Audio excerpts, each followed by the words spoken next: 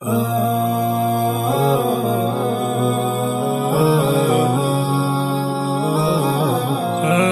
wajibu kutimiza yake nguzo ya hija.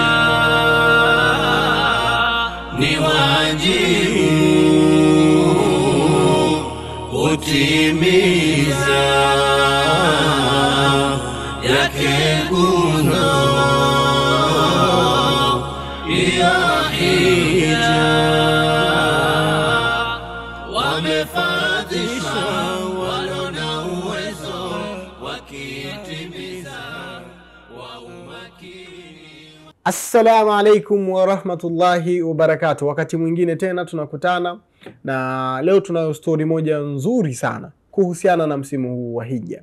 Tunajua namna ilivyo mtihani kidogo kuweza kupata nafasi ya kwenda kutekeleza ibada ya hija, na hasa upande wa gharama. Hivi sasa inacheza takribani milioni 16 mpaka milioni 18. Lakini ngoja nikwambie kitu. Miaka ya nyuma safari ya kutoka Tanzania kwenda katika mji mtukufu wa Maka kutekeleza ibada ya hija ilikuwa ni kama 200,000 na kitu hivi. Unajua ni mwaka gani? Karibu nikukutanishe na Alhaji Haji Yoyota ambaye yeye alitekeleza ibada ya hija mwaka 1986. Humu ndani ziko story nzuri sana. Hivi unajua kwamba katika viwanja vya Mina mahema yalikuwa yanawaka moto? Hizi ni hadithi nzuri sana ambazo tutapata kuzisikia kwa mzee wetu Haji Yoyota mwaka 1986. Na wakati huo basi taasisi pekee ambazo zilikuwepo zikisafirisha mahujaji zilikuwa 2 tu kama sio moja. Hii ni story nzuri sana, tukamsikilize mzee wetu. Kwa majina mimi naitwa Rashidi Haji Yoyota, na kwa sasa hivi mimi ni mkazi wa Dar es Salaam kwa takribani miaka karibu 40. Mimi kwa mara ya kwanza kupata fursa ya kwenda kuhiji ilikuwa ni mwaka 1986. Alhamdulillah, pamoja na hali za wakati ule zilikuwa ni ngumu sana, lakini tulifanikiwa kwenda kuhiji baada ya kudunduliza kidogo hatimaye kupata uwezo wa kwenda kuhiji. Safari za hija kwa wakati ule zilikuwa ngumu, nzito, kwa sababu gharama ya wakati ule, pamoja na kwamba ukilinganisha na sasa hivi unaona kama watu walikwenda kuhiji bure, kwa sababu safari nzima ya hija ilikuwa haigharimu shilingi 2,500. Kiwango cha juu kabisa mtu alikuwa na uwezo wa kwenda kuhiji kwa gharama shilingi 200,000 na kidogo hivi. Na tuseme tu kwamba shida moja ilikuwa wakati ule kwamba taasisi ambayo ilikuwa inasafirisha mahujaji ni moja tu. Kwa hiyo ushindani haukuwepo. Kwa maana hiyo kwamba walikuwa wanafanya kile tu wanachoweza bila kuangalia kwamba inaweza tokea watu wakalalamika. Utakwenda wapi hata ukilalamika kwamba safari za hija zinaendeshwa au zinasimamiwa na taasisi moja? Na alhamdulillah 86 yote tulifanikiwa kuondoka hapa Dar es Salaam, na kwa bahati nzuri wale waliosimamia kwamba waliamua tuanzie Madina. Kwa hiyo tulikwenda moja kwa moja mpaka Jeddah na baadaye kupanda mabasi kwenda Madina. Tulikaa pale kwa mujibu wa zile taratibu na siku ambazo wamepanga tukae. Hatimaye tuliweza kuondoka Madina na kwenda Maka baada ya kuhirimia hija. Tuliingia katika haram kukiwa ni nadhani ilikuwa ni asubuhi kitu kama saa 3 saa 4 hivi. Taratibu hazikuwa nzuri sana siku zile kama ilivyokuwa sasa hivi. Sasa hivi ushindani mkubwa mzuri sana na mkubwa, na watu wanajitahidi kila taasisi kutengeneza mifumo ambayo itawafanya wale wanaokwenda kuhiji wasikie raha. kinyume na wakati ule. Kwa hiyo hali zilizokuwa wakati ule kidogo hazikuwa nzuri sana. Tuliingia Maka, tukaweza kukaa pale takribani kama siku 5 hivi, na hatimaye hija ikaanza rasmi kama ilivyo kawaida kwamba mwezi 8 watu wanaondoka Maka na kwenda Mina, na hatimaye mwezi 9 watu wanakuwa katika viwanja vya Arafa. Kwa hiyo Arafa watu wamekaa pale au tumekaa pale kwa muda wa masaa kutoka asubuhi mpaka baada ya kuzama jua mnarudi Muzdalifa. Na kwa kawaida kama ilivyo kawaida pale imewekwa kwamba watu lazima pale angalau kwa kufuata sunna ya Mtume Muhammad sallallahu alaihi wasallam pale mlale asubuhi baada ya kusali salati alfajiri ndio muondoke kurudi Mina tayari kwa kwenda Jamarati kwa ajili ya kutupa mawe. Kama wengine wanavyoita kutupa shetani, lakini si shetani pale, ni kwamba ni kitendo ambacho kinaigizwa kwa ile hali ambayo alipitia mzee Ibrahim. Sasa basi, kwa ujumla hija kwa wakati ule ilikuwa ngumu hasa, na ndio maana matukio yalikuwa ni mengi sana. Mara moto, mahema imewaka moto, na wakati ule ilikuwa nadhani ni mwishoni mwa watu kusikia mahema yamewaka moto, na sisi tulipata bahati mbaya hiyo au nzuri hiyo ya kushuhudia kwamba mahema yamewaka moto. Kwa sababu za kuweka mahema ni watu wanapika kwanza. Watu walikuwa wanapika, watu walikuwa na mastova. Mtu anakuwa na stova, anawasha stova imelipuka, mahema yanaungua. Na wale watu kidogo wamejitahidi kutengeneza miundombinu ya uzimaji wa moto wakitumia pikipiki, helikopta, magari. Kwa hiyo wanaweza kuuzima moto kwa haraka sana. Ni tofauti na hali iliyoko sasa hivi. Sasa hivi hija ni kwamba hata mtu ambaye ana afya ambayo ina mgogoro kidogo ana uwezo wa kwenda kuhiji, kulingana na miundombinu na mambo mbalimbali yaliyowekwa kwa ajili ya kusaidia mahujaji kupata raha katika hija. Na pia hija zamani ilikuwa ngumu pia, hakukuwa na semina kama zilivyo sasa hivi. Sasa hivi semina zinafanywa kila wakati, taasisi mbalimbali zinaendesha semina. Kwa hiyo mtu akija kule anakuwa asilimia kubwa ya mambo ya kule anakuwa tayari ashayajua, kinyume na zamani. Zamani tulikuwa tunakwenda tu, mnakufika kule basi wakipatikana watu wawili wa kuwazungusha katika Al-Kaaba kutufu na nini, baadaye mnarudi kwenye sehemu zenu mlizofikia, lakini mambo mengi yalikuwa hayajulikani kabla ya kwenda. Kwa hiyo hija kwa ujumla wake ilikuwa ni kwa wakati ule ilikuwa ni ngumu hasa, kinyume na ilivyo sasa hivi. Sasa hivi alhamdulillah, miaka ile kadri hali watu walikuwa na lalamika na nini, hatimaye nafikiri serikali ilikuwa inaona kwamba uko haja ya kuruhusu taasisi nyingi ziweze kusafirisha mahujaji. Na nadhani kwamba Haji Trust walikuwa ni watu wa mwanzo wa tuseme kama nyongeza au zaidi ya yule ambaye alikuwa anasimamia huko nyuma. Kwa hiyo baada ya hapo mimi naona, na alhamdulillah mimi nafuatilia karibu kila mwaka. Siku kama ya Arafa mimi natulia nyumbani kwa ajili ya kuangalia mambo yote yanayofanyika kule. Sasa hivi wako wapi, wako vipi, wako vile. Nafuatilia. Kwa ujumla naona hali sasa hivi ni nzuri sana. Kiasi kwamba hata watu ambao wenye afya kidogo ina mgogoro wana uwezo wa kwenda kuhiji, kinyume na hali iliyokuwa zamani, au watu wenye umri mkubwa. Alhamdulillah, maisha yangu yamebadilika kwa kiwango kikubwa mno. Kusema kweli, mimi najijua namna gani nilikuwa. Japokuwa sikuwa katika hali mbaya sana, lakini nilipata moyo mkubwa sana na imani kubwa sana, kwa sababu hija kama mtu akienda akirudi akarudia mambo ya zamani akawa mambo ya ovyo ovyo, inakuwa ni mtihani mkubwa. Sasa hakuna mawaidha mengine ya kumpa. Utampa mawaidha gani?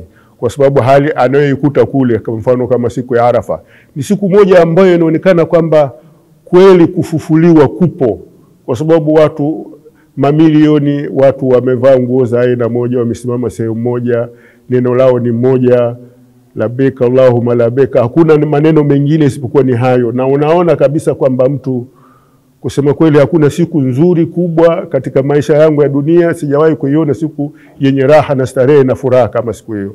Kwa hiyo imenibadilisha kwa kiwango kubwa mno. Wito wangu kwa vijana, wajitahidi kudunduliza, wasisubiri kupata hela za pamoja. Kupata pesa za pamoja inawezekana, lakini si kwa wote. Kwa hiyo watu wajitahidi kudunduliza kidogo kidogo, hatimaye wana uwezo wa kwenda, wanaweza kwenda kwenye nchi. Wamefaradhisha walio na uwezo wakitimiza wa umakini. Huyu ni mzee wetu Haji Yoyote, ametupa hadithi nzuri sana ya mwaka 1986. Naamini tunaweza tukavuta picha kwa sisi ambao tumezaliwa miaka ya hivi karibuni. Hizi story kidogo kama tusingepata kuzisikia, pengine tusingefahamu. Lakini pia tulipita katika misikiti tofauti, na hapa na kukutanisha na ndugu yangu huyu ambaye tulikutana naye katika Masjid Anbiya, na yeye alikuwa anaelezea haya kuhusiana na mahujaji ama alhaji wanapotoka kutekeleza ibada ya hija. Wanakuwa wasafi ama wanarejea kwenye yale mambo ya kale waliokuwa wanayafanya kabla ya kwenda kutekeleza ibada ya hija. Wamefaradhisha walio na uwezo wakitimiza wa umakini. Lengo la haji ni kumtakasa mtu na kumfutia yale madhambi yake yote ambayo anakuwa nayo, kwa sababu hii ni kauli ya Mtume Muhammad sallallahu alayhi wasallam pale aliposema man hajja falam yarfuth au lam yarfuth raja'a kayawmi waladathu ummu. Yani yule ambaye atahiji na akifuata sheria zote na misingi ya haji, ya ibada ya haji kuanzia mwanzo mpaka mwisho, na asifanye mambo machafu wakati yuko katika ibada ya hija, basi hurejea kana kwamba amezaliwa na mama yake, yani ametoka kuzaliwa na mama yake, kwa maana ya kwamba hatakuwa na dhambi hata moja. Na hili tumekuwa tukilishuhudia kwa Waislamu wengi wale ambao wanaenda hija. Kwa namna moja au nyingine tunafahamu kwamba wanadamu huwa tunakuwa tunakosea, kwa sababu Mtume Muhammad sallallahu alaihi wasallam anasema kullu ibn adam khata wa khairul khata'in at-tawwabun.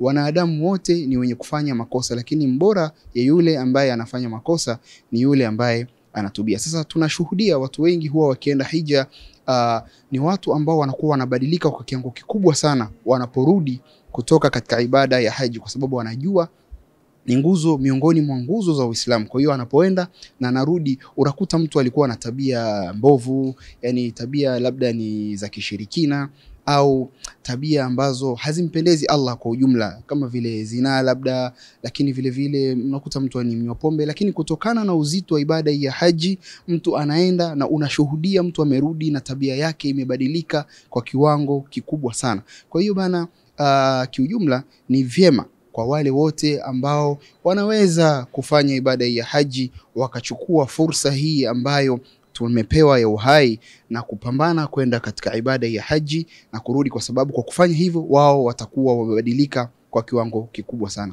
Wamefaradhisha walio na uwezo wakitimiza wa umakini. Wapo wale ambao walikuwa wanania na matamanio, lakini kifedha ama uwezo hawakuwa tayari.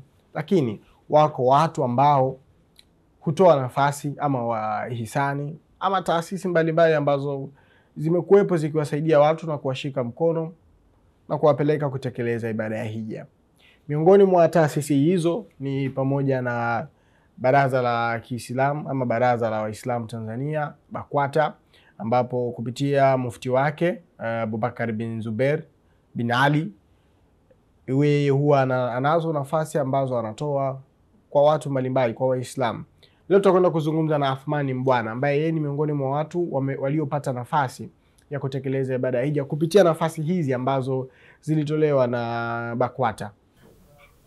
Safari hii niliipata mimi kupitia kwa mufti wa Tanzania Sheikh Abubakar Zuberi. Kwa hiyo ndio nilimuomba nafasi hii na akaniambia hakuna shaka, akanipatia nafasi hii. Kwa hiyo katika nafasi hizi tulizokwenda kule, kulikuwa na nafasi 2000 ambazo kupitia kwa mfalme, yeye mufti alipewa nafasi 2, akanipa mimi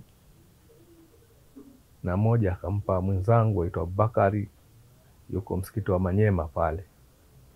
Mimi ni mwalimu ambaye nafundisha msikiti wa Kisumu Magomeni, ndo mwalimu mkuu pale.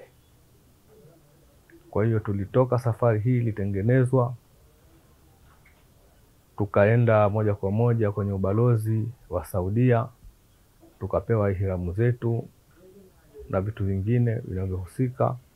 Baada ya hapo, siku ya pili tukaweza kusafiri kwenda mpaka airport ya Dar es Salaam. Tulifika usiku pale, lakini tukaondoka saa 2 asubuhi.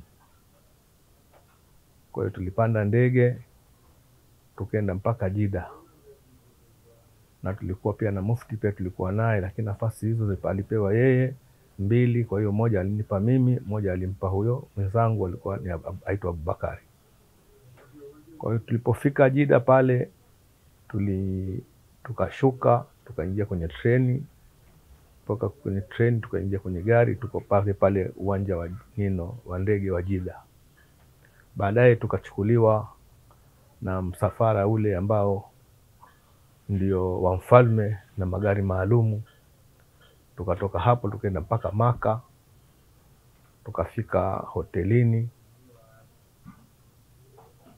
Tulifika pale Jeddah kwenye saa 7. Kwa hiyo tukafika Maka kwenye saa 11 hivi. Kwa hiyo tukaingia hotelini mule.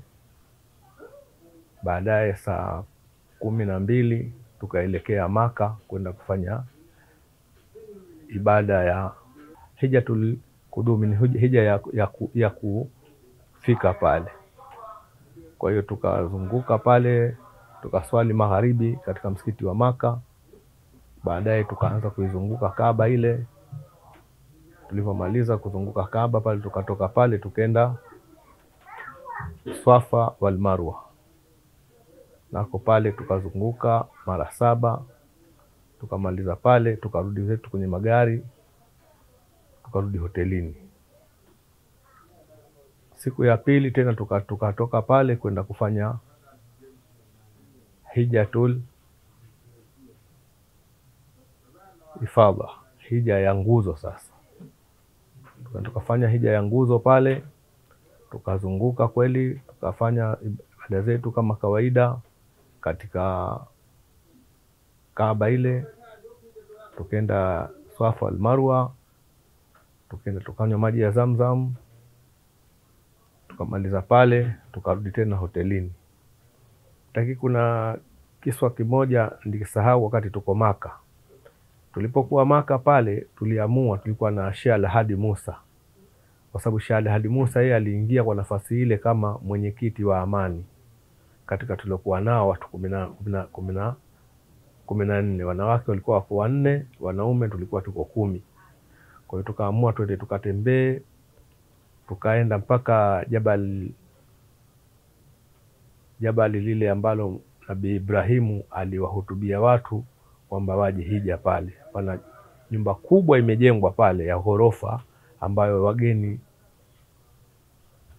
watu maarufu, marais nini ndio wanafikia kwenye hoteli ile. Kwa kweli nijisikia furaha kwa sababu mwaka ule ambao mtume mufti aliniambia kwamba utakwenda, ikawa mwaka ule sikufanikiwa. Mambo kidogo, kulikuwa changamoto zikawa hasikufanikiwa. Kwa hiyo mufti akasafiri, lakini nikamwambia niombee dua. Akaniambia basi wewe usiwe na wasiwasi, mwaka ujao utakwenda. Na kweli ulipofika tu, aliporudi tu akaanza programu zake kwangu mimi. Kwa hiyo nikafanya mipango na kila kitu katengenezwa, kwa sababu ule mwaka wa kwanza ule nilikuwa tayari nishatengeneza pasipoti na kila kitu. Kwa kweli hija unapokwenda kuna mazingatio mengi ambayo unayapata. Kwanza unaona watu ambao ni wengi sana, wako sehemu moja, lakini hakuna mtu ambaye analalamika mimi nimekosa chakula, nimekosa nini. Huduma kwa kweli ni nzuri sana kila sehemu, msikitini, vyooni, kila mahali ulipo. Na katika mji mizuri, miji ya kule iko safi sana, sababu kidogo pale wakipita tu watu tayari wale wasafishaji wanasafisha na kila kitu, wanaweka neno katika mazingira mazuri kwa kweli. Na mimi ukienda kule kwa kweli unapata mazingatio mengi, na hasa ikiwa umesoma. unayaona mambo kule yanayofanyika, ibada zinazofanyika, watu aina mbalimbali, watu wengi. Kwa kweli kwenda kule kuna mazingatio mengi sana. Naam, tumemsikia mzee wetu. Hakika inatia faraja, na kama ambavyo ameelezea alijisikia vizuri kuona ya kwamba ahadi yake ilitimizwa baada ya mufti kuwa amemwahidi mara ya kwanza alafu hakwenda, lakini kutokana na nia yake ambayo aliendelea kuwa nayo na dua alizoendelea kuziomba, hatimaye safari yake ikawadia na akaenda kutekeleza ibada hiyo ya hija. Sasa tunapita mtaani na leo tuko Buguruni, tunataka kuzungumza na ndugu zetu watuambie, je, wanaoondoka kwenda kutekeleza ibada ya hija wanaporejea athari zinaonekana? Hilo ndio swali la msingi na haya ndio majibu yake. Naam Sheikh, baadhi yao hasara zao unaziona kwamba wamebadilika, baadhi yao ndio kama hivyo hata mitandao yetu. Baadhi yao wanasema bwana Sheikh, kikubwa ni yeye mwenyewe kutia nia na madhumuni yake kwenda kule ni kwenda kuhiji, lakini baadhi yao hata wakirejea ndio kwanza wanarudia mambo ambayo hayafai, na mtu anaenda kuhiji lakini bado hauna akini ya kisawasawa. Kikubwa ni baadhi yao, ina maana kuangalia athari za watu ambao wamebadilika na mashekhe, kuwafikishia walioenda, kwa sababu wenyewe wanasikia na baadhi yao wanawaona walioenda, lakini na wakirejea bado yakini zao zijatengemaa kisawasawa. Kikubwa kuwafikishia, kuambia bwana, kikubwa shekhe, mtu mpaka anafikia hatua anaenda kajipanga na ni ana madhumuni ya kwenda kule, ashajua ni kwa sababu gani anaenda kule. Ila kikubwa ni kuombea dua, inshallah kuombea dua na wakirejea basi wawe na athari ambazo tuasiri na sisi ambao watakuwa na uwezo basi wapate kufika na wapate kwenda. Kikubwa inshallah Allah, kumuomba Allah akitujalia nasi uwezo inshallah tupate kufika inshallah kwenda kuhiji.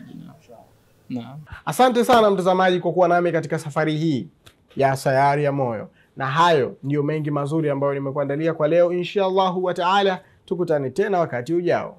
Langu jina ni Ali Mfaume.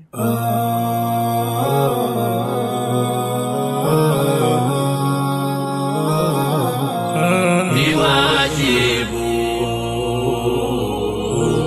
kutimiza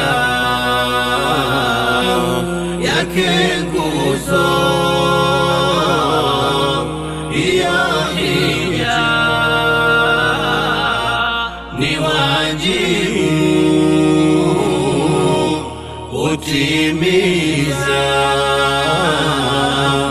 yake nguzo ya